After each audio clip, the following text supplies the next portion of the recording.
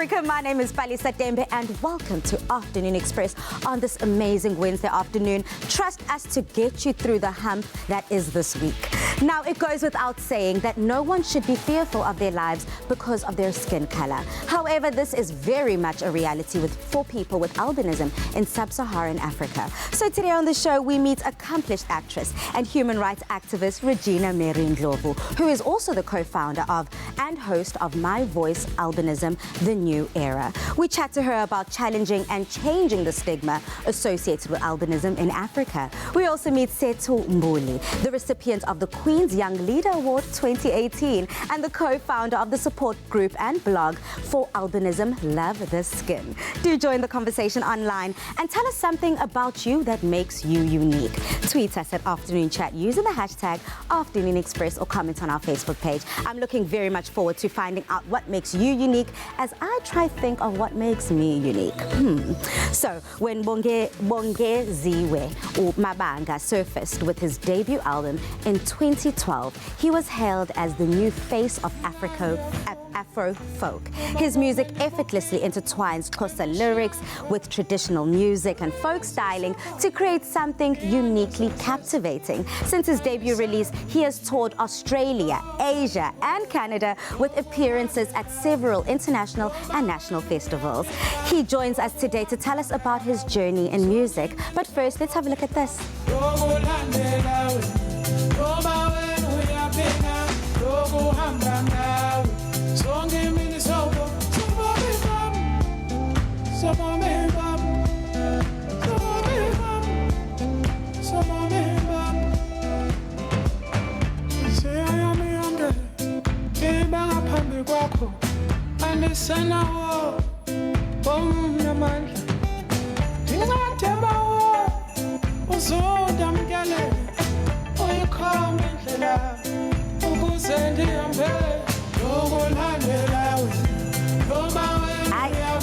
What a vibe indeed it is in the loft. So if you have any questions for Ubongeziwe, do connect with us on our social media platforms. And remember to use the hashtag Afternoon Express in all of your comments. Welcome to the loft. Thank you, thank you. It's not my first time here, but it's the first time I do an interview, so I'm really excited.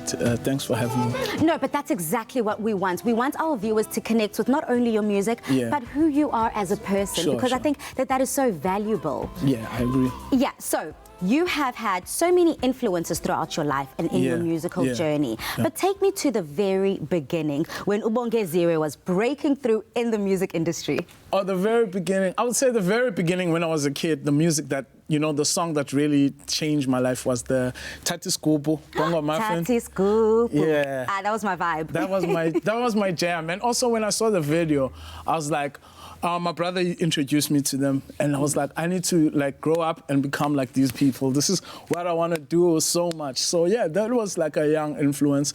But definitely growing up, Simpiwe Dana, Lauryn Hill, Jabu Khanyile, Bob Marley, those were the kind of the people that really, and Tracy Chapman, that made me want to become a musician. Absolutely, and you've done so, I think, in your way. You haven't wanted to stick within a box. You didn't want to be labeled. You wanted to create your own vibe, your own kind of authentic journey within the Afro folk music. And how have you done that? Yeah, definitely. I think, you know, as you grow, music is changing, and definitely that's what I've had to do with my music. I started off being a really folk kind of an artist, and I love folk music, but definitely my music's kind of developed to a more now sound with electro, and now I would call it, you know, instead of boxing it, I would call it, it's soul music, because it really deals with matters of the heart and matters of the soul. Yeah, but what frustrated you or irritated you about that by labels? Yeah, I think sometimes, you know, like I've heard a few labels like world music, and world music is kind of like, it's world music to a certain audience. In South Africa, that's definitely our own music and our traditional music. So it's definitely when they don't know where to put your music and it's kind of different, they label you as world music. And I think also folk. Folk is a style, but I felt like I had so much more to, I experimented with so much different music that I Yeah. wanted to add. Yeah. Yeah, and that's what I love about your music, because I do hear the influence of the electronic, that Sure, world sound. yeah. But obviously, you've brought it home to South Africa. Yeah. Now, one thing I love about you is that you are fearless, and if you don't stand for something, you don't stand for it.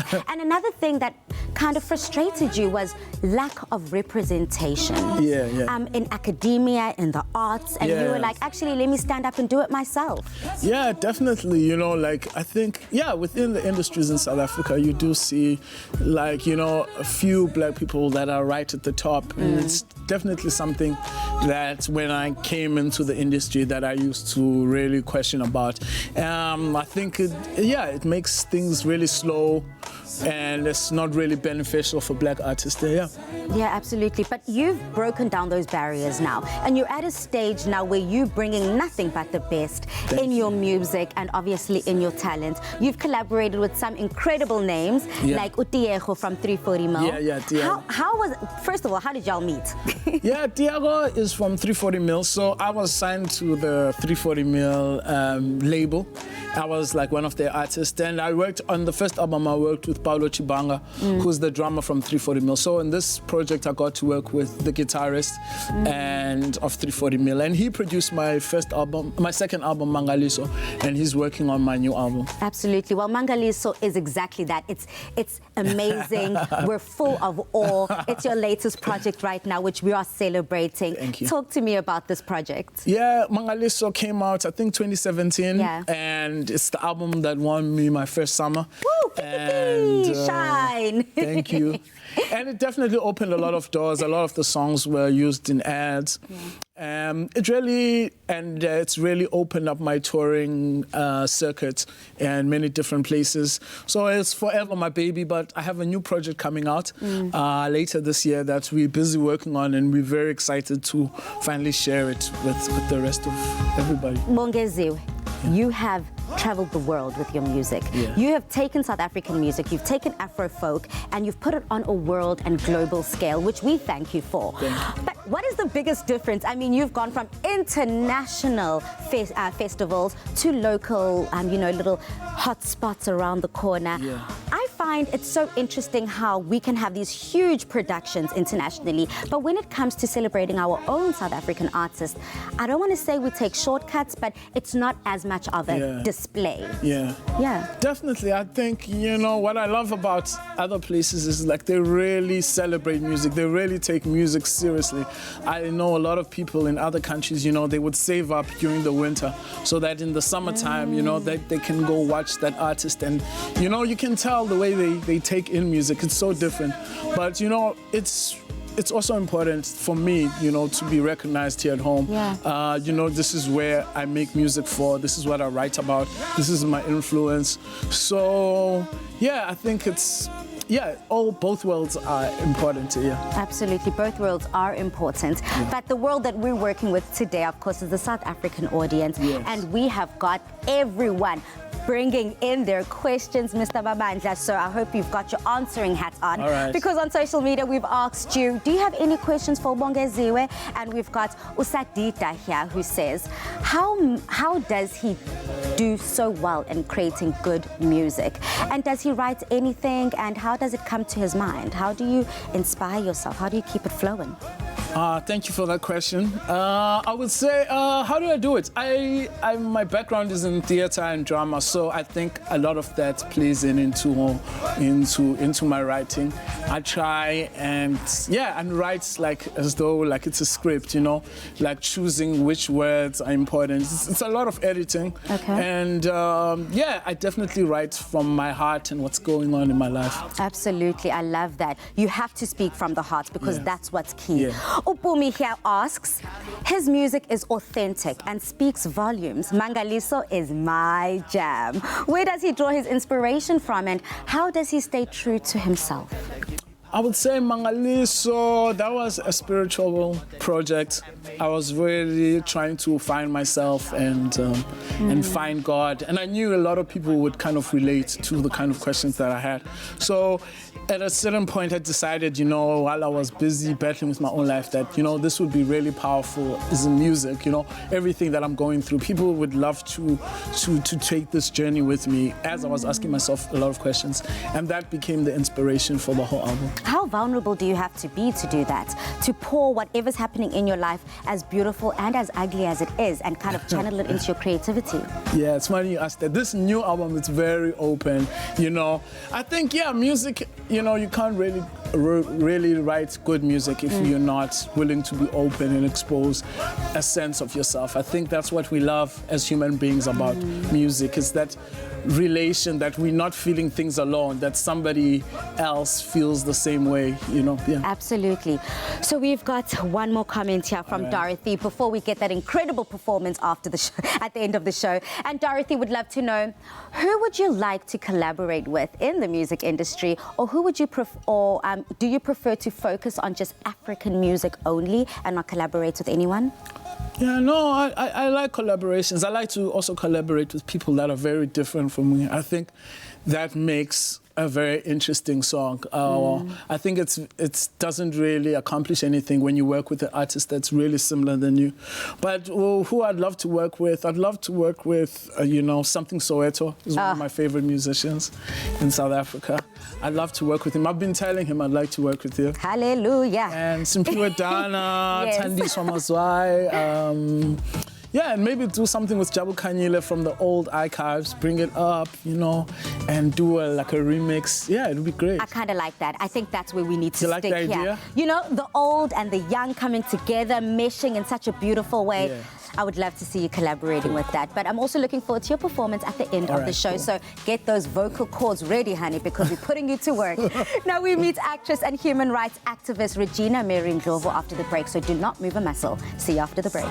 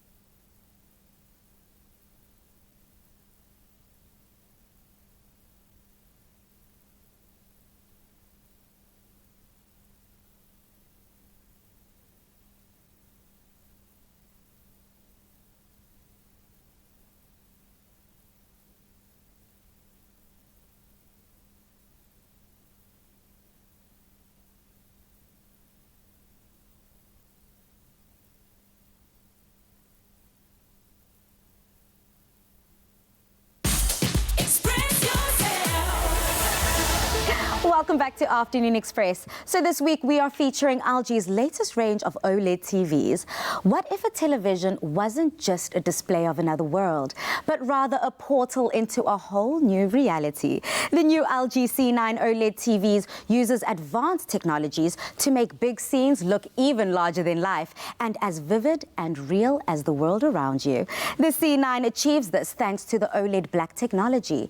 You might be familiar with ordinary LED TVs that show you picture thanks to one backlight. The new LG C9 OLED TVs takes things a step further with over 8 million self-lighting pixels that you can change the color and brightness dynamically.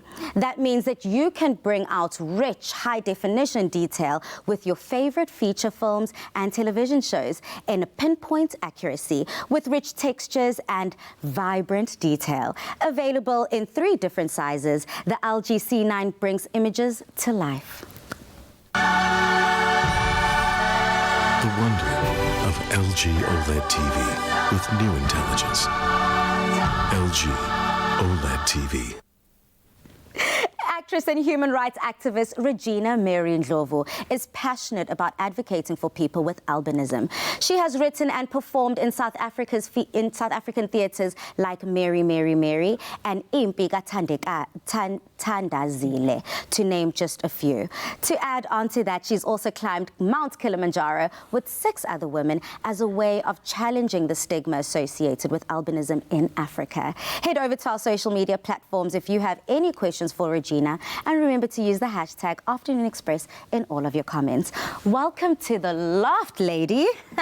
Thank you for having me. I'm so honored to be here. Thank you so much. So, Regina, I've been wanting to pick your brain because I feel like a lot of people have different experiences when it comes to living, dealing and accepting albinism, not only for yourself, but within your family. So talk to me about your upbringing and how that looked like as a childhood. Wow, Yane, my albinism, my beautiful, gorgeous, dynamic creation. So yeah, that's firstly. So as I tell my story, I'm going to tell it exactly as it is. And I want the viewers to understand that when you come on this earth, you will find things that are already here. So it's your decision to be conformed to it or to be transformed from it, or decide that as long as I'm here, I will plant a new seed that people can feed from. Yes, so basically my story must not make people get scared, but they must learn, because as human beings, we don't have a manual of saying this is how you take care of somebody, but things do happen. So greatly born with albinism, coming into this world where information has already been circulating from generations to generation, differently from each country. So I was born in Zambia and raised in South Africa. So the myths in Zambia, firstly, when I was born, the first question my mom was asked by the nurse is that, before she showed her the baby, yes, is your husband white? My mom was like, no, why? The nurse didn't say anything. She raised the baby and said, look. That baby being you? Yes, that baby being me. So basically that was just the beginning of everything. Wow. And then starting to encounter stuff like having people spit. In Zambia, when you see a person with albinism, you spit inside your shirt, because it's been passed on to say that when you see a person with albinism, you need to spit so you do not have a baby like that. You understand? So just think about that. So I would have incidents where people would spit, people would be talking, and due to my eyesight, I'm short-sighted, I wasn't able to see some of the stuff. So I would have, if I'm walking with somebody, they would tell me that person is spitting and everything. Okay. At the age of 8, I was raped by a family member who I called uncle, right? Another rule I tell parents, be careful what you introduce to your kids. Because if you come home and say, Malume, uncle, aunt, when you are not there, they trust that person to be their guardian. Yes. So always be cautious of that. So I went through rape at the age of 8, of course, which was not so much explained to me afterwards in terms of train your child. If a man says, nice shirt or your shoes, quickly react. Don't just say, there's limits okay. and boundaries. Definitely. So as well, I have albinism. It's different for everyone, which also this is a platform for everyone to speak out and be their own voice, because I can't see far, but I've learned that not everybody with albinism has my eyesight. So basically I would tell my story. So being in primary school, not being able to be aware that I can't see, there's all these kids around me who see me and they're in their shirts. So basically, here I am. I'm the only girl with albinism. I'm around kids who are told, once you see her, move, don't do those things. So I remember this one incident. My teacher was writing, and of course we had papers on the desk. Other kids would be writing, because of course if I look on my side, this person's writing. Forward, this child's writing. But when I am looking at the board, I don't see anything. It's blur, it's white, but I can't tell what the white... What's written on the board. Definitely. So I remember our what? I can't see what you're writing. I will not stop this. I won't be disturbed by one child.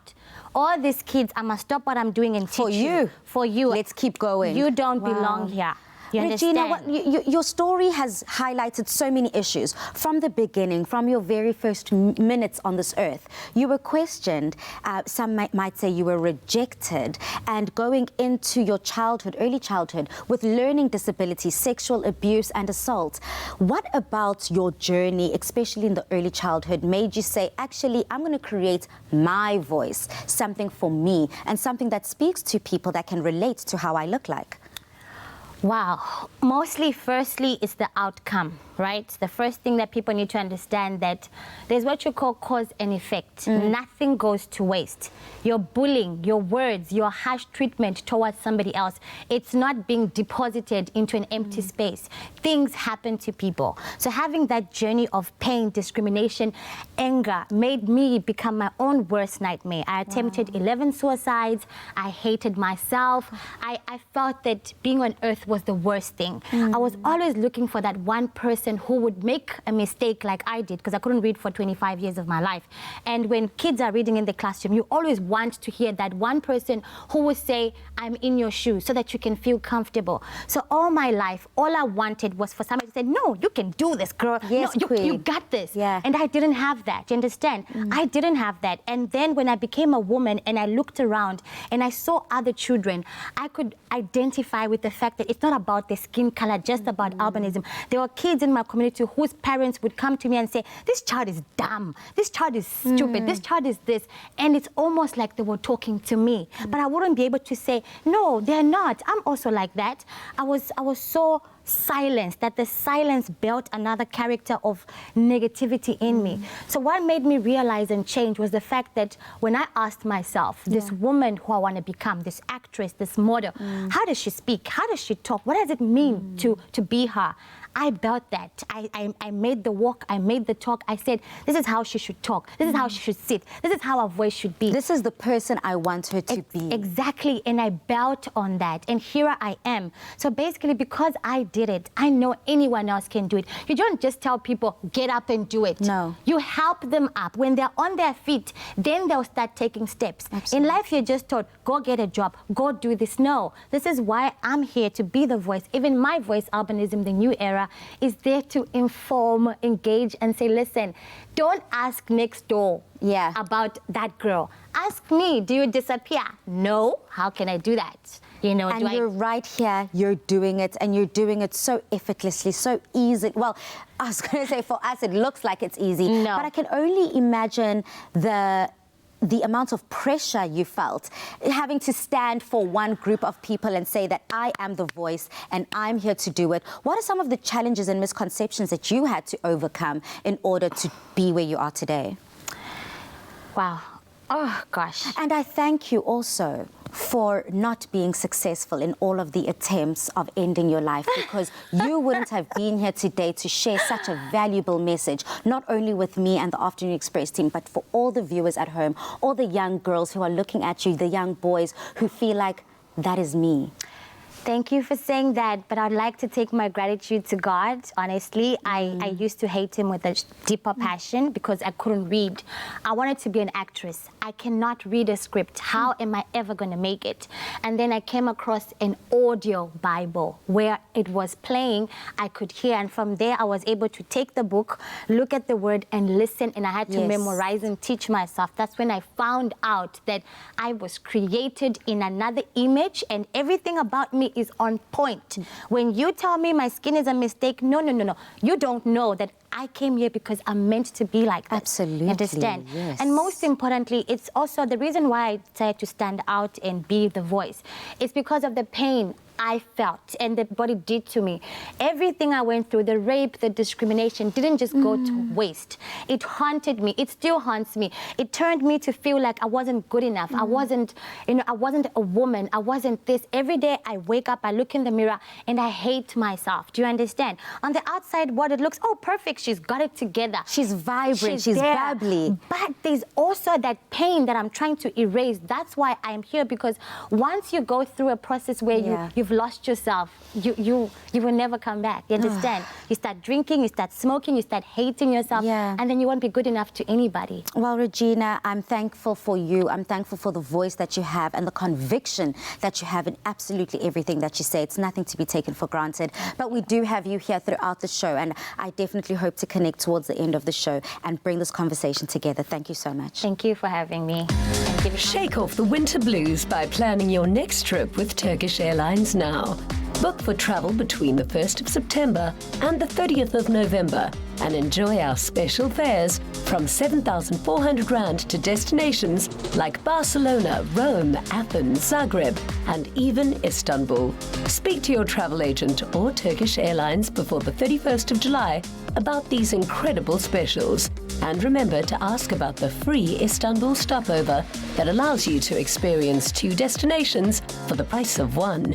Turkish Airlines, widen your world. T's and C's apply. The centuries-old city of Venice is one of the wonders to behold in Italy.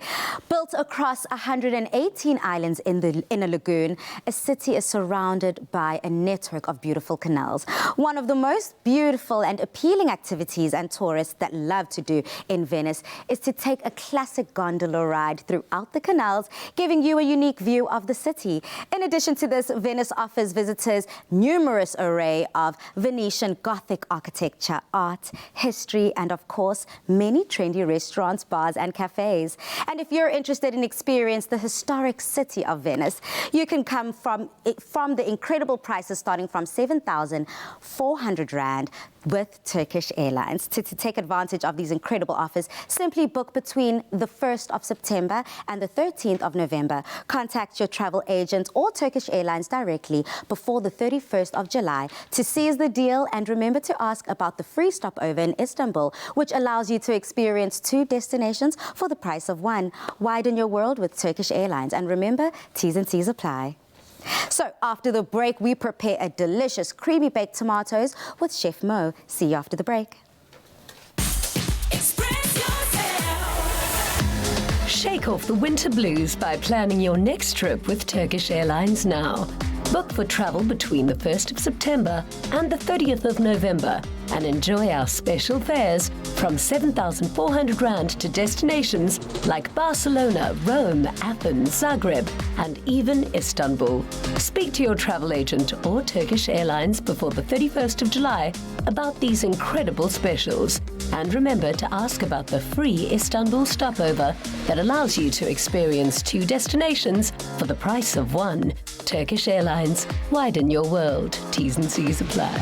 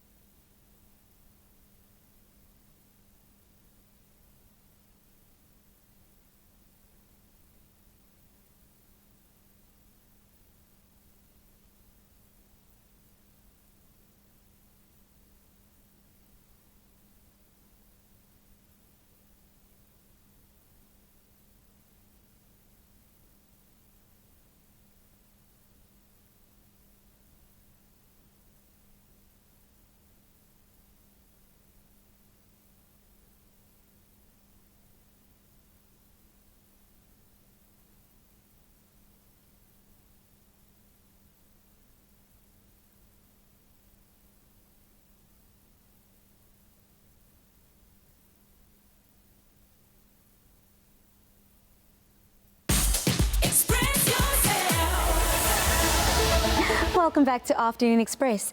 Now, the big day has finally arrived. It's National Drive-Thru Day, and to celebrate, McDonald's are offering double rewards when you upsize your meal and go through the drive-thru. Plus, when you go through creatively by dressing up or decorating your car, they will double your double rewards, which means 4 scratch cards and 4 sets of guaranteed rewards. This is such a good bargain. It almost feels like a steal. So I have thought this through, and I'm going to channel my inner Hamburglar with a striped jumpsuit and shades. I can't wait until 5:30 because when the show is done, I'm heading straight to my nearest drive-thru. So ditch dinner and go to your nearest McDonald's. The prizes are guaranteed, guys, so head over.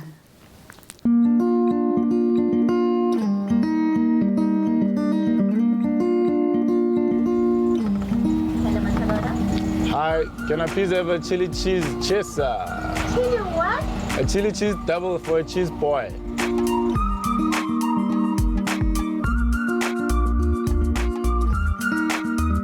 Wow, what did they call your car? We call it Double B. Beautiful Beatrice. I mean the model. Oh, the model. She's South Africa's next top model.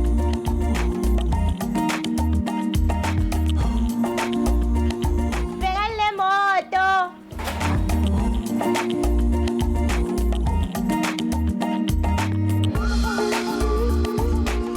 I didn't want to be cheesy, but finding it extra.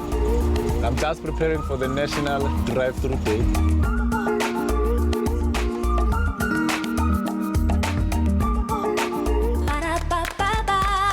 I'm loving it. Besides drive-thrus, if you want to be cooking at home, then we've definitely got the thing for you. When you're in need for a little healthy inspiration, our Clover Classic Creamy Baked Tomatoes make for an elegant yet simple dish and will be ready in no time. SMS the keyword Clover to 33650 to get this recipe sent to your device. SMSs cost R1.50 and free SMSs do not apply. Chef Mo. How's it, Joelle? It's really good. It's really good, Chef Mo. Hump Day is great, but I'm trying to get over the hump with good food, good entertainment, and I know you're bringing all of the above. This is all we need. So tomatoes are not only for salads. Can we please just level up a little our dishes, okay? And I mean, look at Woolworths. They've got these fantastic exotic tomatoes for exotic people like us. me. I mean, hello, honey. So we've just sliced up the big ones, and we're adding them to our pan. And with that, we also got these nice little vine tomatoes as well that you can place into our dish over there. Okay. And we're going to make this fabulous little mixture with some onions that we've sauteed previously, and as well as a little bit of balsamic vinegar, because tomatoes and balsamic vinegar, fantastic They flavors go together. all the Chef time. Mo, a lot of people complain when it comes to tomatoes about the acidity. Yeah. They're just very, highly based on acid, and especially for people like people in my family who suffer from arthritis and chronic illnesses like that. Sometimes acidic food like this isn't quite ideal. How can we lessen the acidity and kind of play with the flavors? So that's where Clover Classic comes in. So if you add a little bit of this Clover Classic to your tomatoes, it adds a creamy texture and sort of counterbalances those acidic cuts flavors. through that acidity. And it makes it nice and creamy. And we've also added a bit of sugar for that acidity to take away the sharpness as well. So we just got to mix that really good. And then you can add these to your pan. I've added some fresh basil as well. And also what I love about tomatoes is they are very high in lycopene, which is an antioxidant. So they take away all those illnesses, or they try to prevent those illnesses such as heart disease, diabetes, high blood pressure. Absolutely. So go for tomatoes, especially these nice color ones. Good for more than just a salad. I love that. And to go with our bake over there, we're going to make a little crumble. So we've got some flour in a bowl and some cold butter. And then add your fresh herbs. So we just go for like basil and parsley or any other herbs that you might like, and season with a little salt and pepper. Beautiful. And then you got to crumble it up nicely. You got to get this nice fine crumble that resembles like breadcrumbs. Nice, okay. So then you put that over the top. Once that's all come together, it looks like this. Ooh. Nice. Comes together very well, Chef Very Mo. nice, green and herby. So we're just going to ladle all of our filling into our baking dish. And then we're going to add the crumble on top. And that goes into a preheated oven at 180 degrees for about 20 minutes. Okay. And then it comes out looking as fabulous as that one. Let me add this on top. Please go ahead. Finishing touches, because as soon as the show is over, I am going to be taking this as a scuffed in, trust me. We are digging in after this. I love that. Thank you so much, Chef Mo. It looks absolutely delicious. I love the play with flavors. I love the play in the recipe. Absolutely iconic. Love Chef Mo. More money, more flavor. Remember to SMS the keyword Clover to 33650 to get this recipe sent to your device. But if you need to see how this is made one more time, here's a quick recap.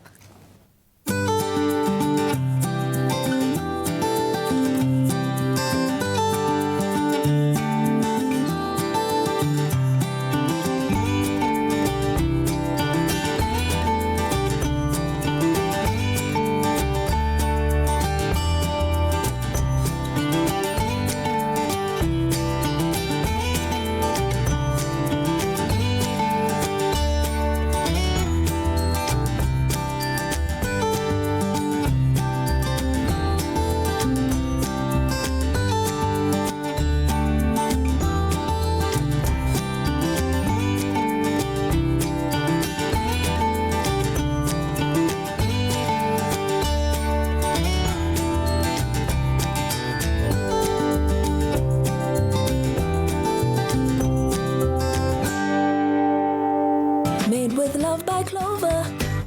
Clover Classic, the creamy taste that takes you back. Made with love by Clover.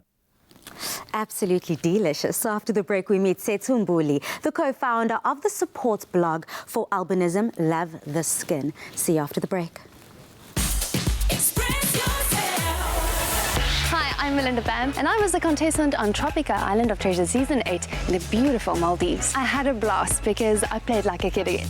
My name is MT. I was part of the Tropica Island of Treasure in the Seychelles. That was a dope experience. The new season of Tropica Island of Treasure is coming soon, so make sure that you look out in August for all your entry details. And you can stand a chance to win yourself a small million. So if it's fame or fortune you want, make sure that you don't miss out. Tropica Island of Treasure, Curacao.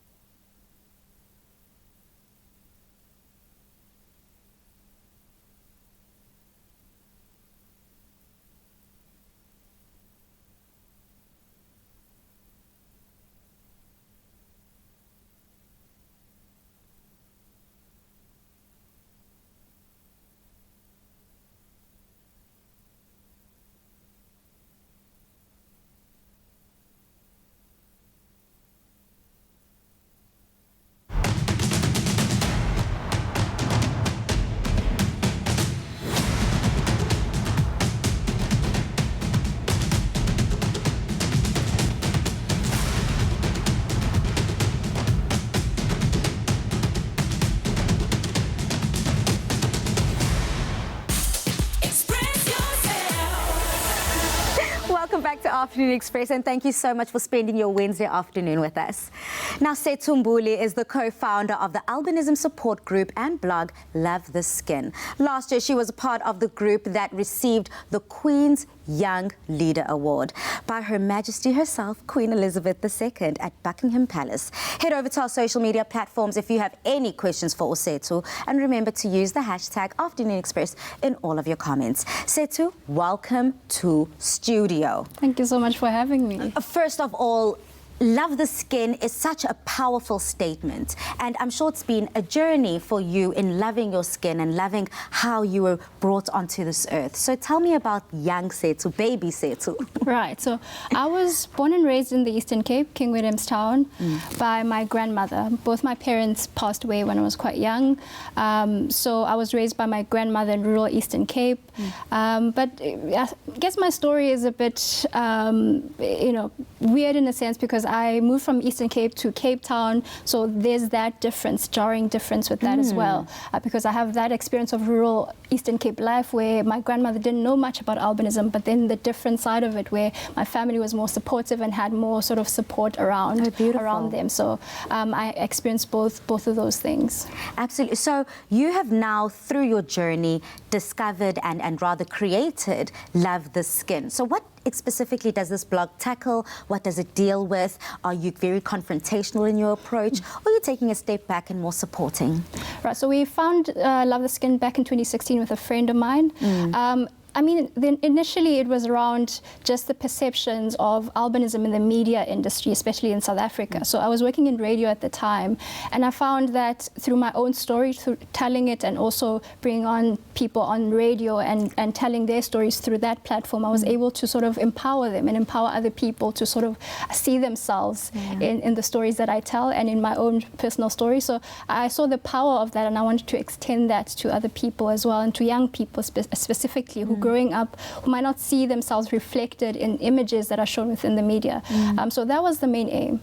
And I think through interviewing people with albinism specifically, not just about the struggle of albinism, but also the nuanced experiences, the day-to-day experiences of just like, what do I like? You know, what's my career? What am I interested in? Just seeing those parts of people with albinism, it really humanizes and really lets you see that it's just beyond the obviously, albinism is part of your identity, and you can sort of identify with that, but there's plenty more so to much reflect. more. Right. Absolutely. And I know yourself and Regina have had the opportunity to work together and collaborate. And I'm not sure if your misconceptions and the perceptions that you've come across through your interaction with people is any different from Regina's. Has it been? Yeah, just reflecting a bit what she was saying, and also around the nuanced experiences of people with albinism. I think what I encounter a lot is around this idea that one size fits all, that we're all the same. I mean, we all have different backgrounds, different experiences of the condition itself. So my eyesight might not be the same with someone else's eyesight, or sensitivity to the sun on your skin. Right. So there's different experiences and different backgrounds of people with albinism. So I think what I've stopped doing is trying to think that I can stand for everyone else. So I mean, I share my experience as much as I can, and I give a platform for people to share their experience as well. So I think that's what I try to do with most. I don't think you're trying to do it. I think you're doing it so perfectly and so eloquently so. And speaking of, someone was tra-la-laing with Queen Elizabeth II all the way in Buckingham Palace. Congratulations on the award you won last year. How was the experience for you? Was it kind of like an out-of-body shell shock? It was. It really was a whirlwind. It happened in like 2 minutes, but it was in reality 25 minutes that we spent at Buckingham Palace. And to tell you the truth, I don't remember much, but I just remember shaking her hand and her saying something. I don't remember much. You're like, sure. How are you? Thank you. Oh, that's so beautiful. How have you been able now, in terms of your growth from that platform that you were given last year to now we're halfway through 2019? What kind of an impact do you think this has had on communities? I think the first impact really has been on young people, because a lot of young people have reached out to me to say, listen, just seeing you there with the Queen, it's just seeing your face, you didn't have to say anything, just seeing someone who looks like me, that meant everything. I think those sort of comments really made sort of this journey and this job really worth it. But also using that sort of platform to engage with communities and engage with other organizations that work in albinism to collaborate and push community initiatives as well has been quite helpful. So I'm grateful for it. Yeah. We're grateful for you, Setu. You're doing such incredible work. And on social media, we've asked you if you've got any questions for Usetu, and trust me, girl, they have been coming in. We've got one from Usimpiwe here and says, does she still experience criticism, and how does she respond to critics? Thank you so much, Simpiwe, for that question. I think the main thing for me really is about whether I feel it's someone I feel safe to take the criticism from. So is it someone who is in the industry, someone who I know, who has experience in the, running an NGO? And if so, I will take it. And otherwise, if it's something I feel like it's constructive, I really struggle to deal with it. Sometimes I will be honest, but often my thing is like, I will ignore it if it's something that's trolling or something like that. But generally, if it's constructive, I do take well to it. Yeah. It's very difficult to separate trolls to those that actually have something better, more for you, and want to see that growth in you. And a lot of people say, do not take criticism from people that are less successful as you. I know that's very controversial on its own, but hey, take it as you will. We've got another comment here from Ntabeng, and he or she says, wow, it's so encouraging to see someone with special skin color fighting for the rights as a human. I love them so much. You are special. And they put that in all caps. Thank you so much for that comment. Yeah, that is so beautiful. I love the encouragement. I love the positivity coming through on social media. We've got Sheila here saying, what a beauty. So unfair for her to live in fear and under attack from fellow humans. I think that's also another misconception around the fear part of it. I think there's different layers socially around social acceptance and around fear. Obviously, there are different experiences within the African continent, but I will say there are different experiences that people have of albinism, and yeah, it just depends on where you are within the context and also your background as well. Absolutely. Yeah. I think it's important not to put a blanket approach on everything, but deal with the individual at hand. And thank you so much for doing so and being the voice, being the powerhouse behind Love the Skin. Thank you so much for having me. Beautiful, Setu.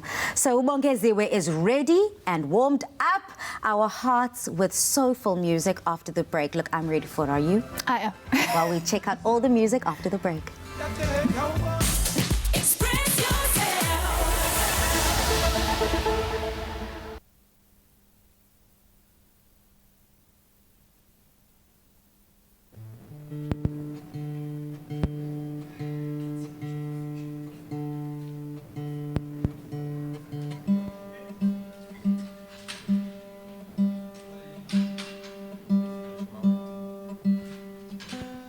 One, two, 1, 2.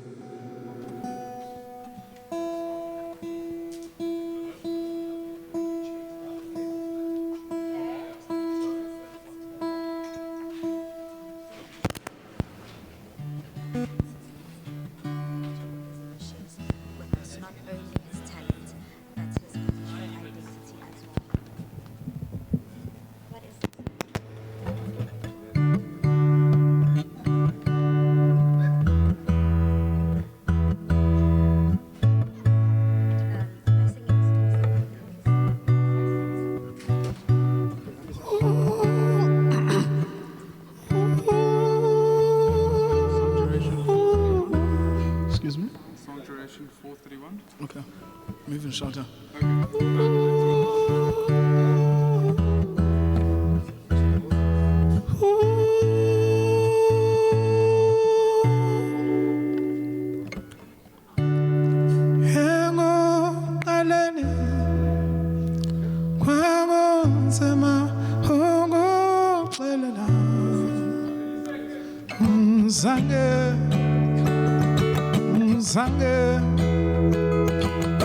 Sange napende ndafana ndaba ngomunyu umuntu.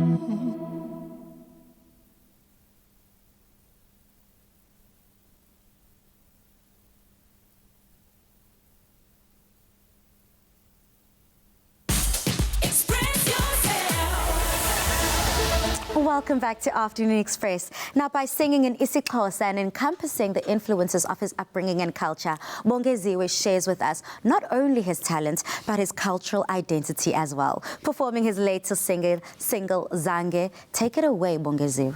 Thank you.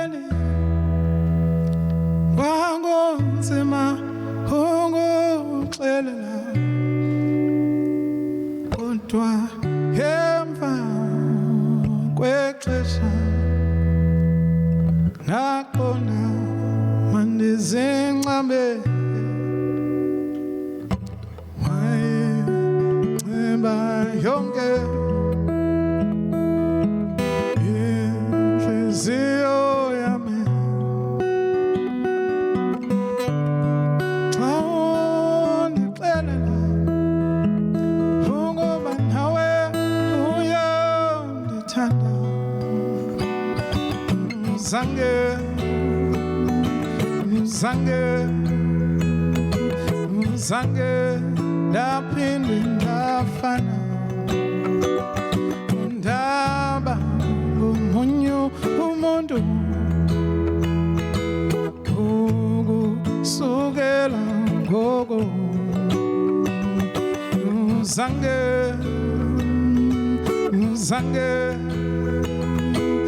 zange ndaphinde ndafana ndaba ngomunye umuntu ukusukela ngoko hlala necenga hlala necenga hlala necenga hlala necenga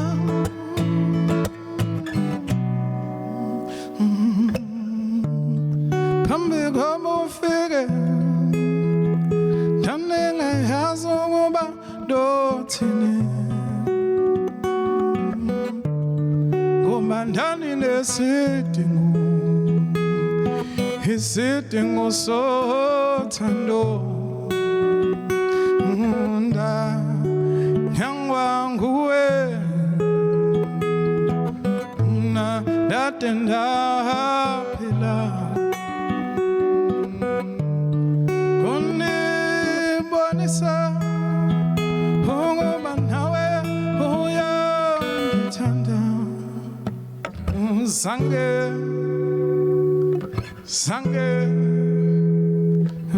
zange ndaphinde ndafana ndaba ngomunye umuntu ukusukela ngoko zange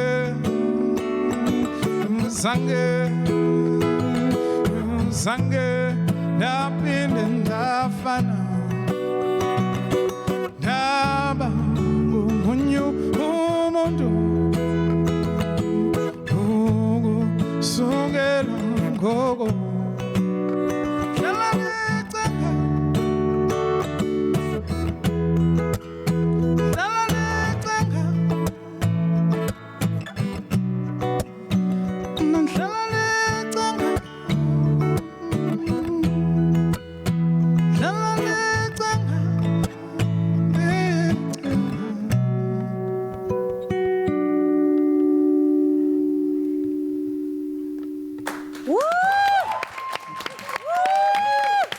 Absolutely beautiful. I'm just so moved by absolutely everything that's happening in the loft today. Bongeziwe, feel free to come through, my brother, and join the ladies on the couch here.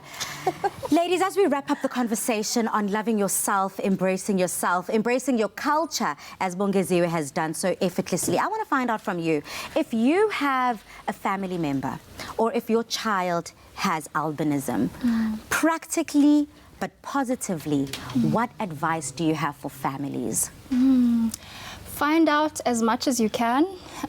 Find as many different people, and I think because of a lot of parents that reach out to me, they are more willing to reach out to other people who have albinism, find out from them what they're doing practically, because there isn't much information out there, to be honest.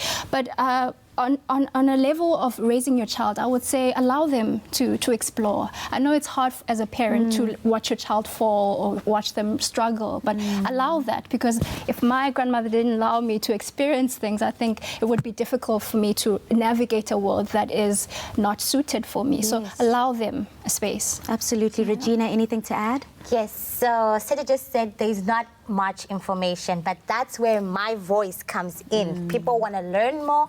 Go and watch the show. You're going to have other mothers tell you what they do. But most importantly, to mothers, families, to whoever that's watching now, a tree is known by its fruit. So what you plant, you will reap. If you use your words positively towards your child, nobody will break them. And right now, look at us and say, girl, boy, there's no more excuse. Here's reference and here's evidence. Take a picture now. Every time someone says you nothing, say, oh, please, look at Setu and Regina. You... They are everything and more. Bongeziwe, you've come through bringing the cultural side, bringing the music, bringing the lights. Where can people find you on social media? Do you have any gigs coming up where people can enjoy? Yeah, thank you so much again for having me. And such an honor to meet these beautiful ladies. Yes. Yeah, I'm playing tonight at, is it Open Room? Yes. Open Room, and yeah, and I'm also in Cape Town on Friday. Love that. At Vixie Social House. Brilliant. And I'm on Instagram, Bongeziwe Mabandla. Well, on that note, all of his information will be available on the Afternoon Express website. But before we end off today's incredible show, I have to give a huge shout out and a happy birthday to the best producer alive, Alshay. Happy birthday, sister. We love you. Thank you so much for bringing such incredible TV to our screens every single day. You're so committed. We love you. We celebrate you. Happy birthday, girl. Mwah. Join us tomorrow, same time, same place, where we'll bring you nothing but the best for Fashion Express Thursdays.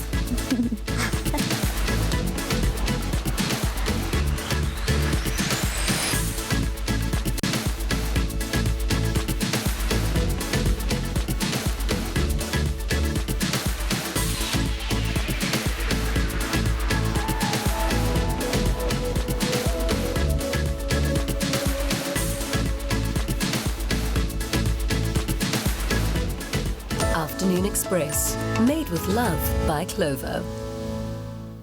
Another feel-good production.